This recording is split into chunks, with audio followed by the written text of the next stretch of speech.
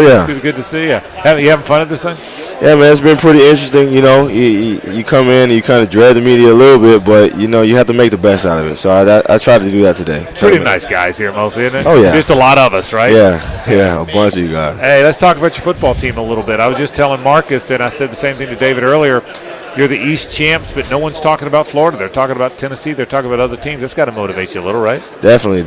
And, you know, we got to look back at what we did last year, and, you know, you kind of leave room for these analysts to talk about all these other teams, you know, by the way we played that game last year, especially looking at Tennessee. You know, we made that one too close for comfort. You look at the year prior to that, it was the same way. So, you know, we have to go out and we have to handle business, and we have to make sure that we execute in a different way to ensure that, you know, that they're talking about Florida all year long. Frank and I were talking to Marcus about how many good players you have coming back. A lot of people want to focus on the NFL guys, and those were great players that you lost. A lot of good players coming back. Do you think the defense can play at the same level or even better with the loss of those guys? I definitely do. You know, those guys meant a lot to our team last year. They made a lot of plays last year. But the guys we have coming in, I mean, the young guys we have coming in, and like you said, the guys coming back, you know, we know how much this means to us, and we know what it meant to us last year, and it means even more this year coming back. So for it to have that kind of weight and that kind of meaning, you know, you don't want to blow this opportunity because then you come back for nothing. So you kind of push yourself, you hold yourself to a new standard, and that's what we've been about all offseason, you know, creating a new standard, setting a new bar. You know, last year was good, it was all fine and dandy, but now it's time to take it to another level. Jarrad, I thought last year, of all the good things about that defense, you and Antonio playing next to each other, two tough, fast, nasty linebackers. Well, he's gone. Mm-hmm. So I would think Alex Anzalone coming back is critical because now you got another brother in there with you, two partners in there together.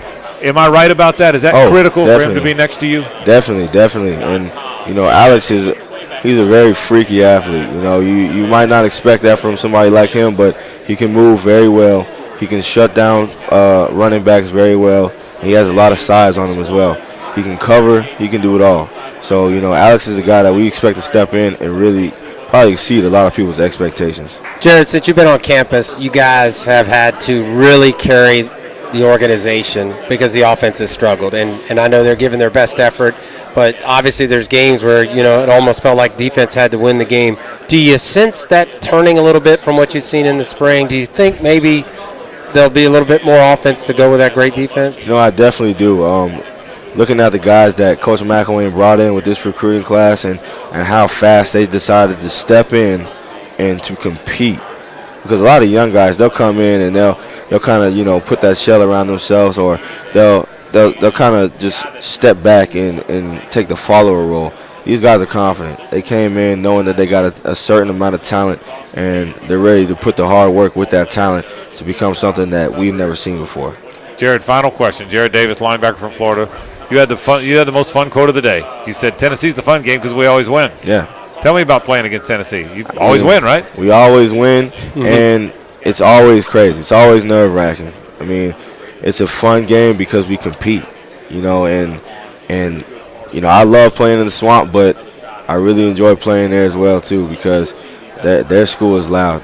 Their fans are loud. It's rocking in Tennessee. When that ball, when Greer threw that ball to Callaway, where were you? Were you up on the sideline? Were you on the bench? Where were you? I was on the bench, man. I couldn't even look and watch the play. It's fourth down. I'm putting my helmet on. I'm on the bench. You know, I'm starting to walk to the sideline. You know, making sure everything's tightened up so we can go get the ball back. Right. And Callaway, I mean, Real Greer just stepped back, and it's like a clock's going in my head. It's like, okay, 1, 2, 3, the ball comes out.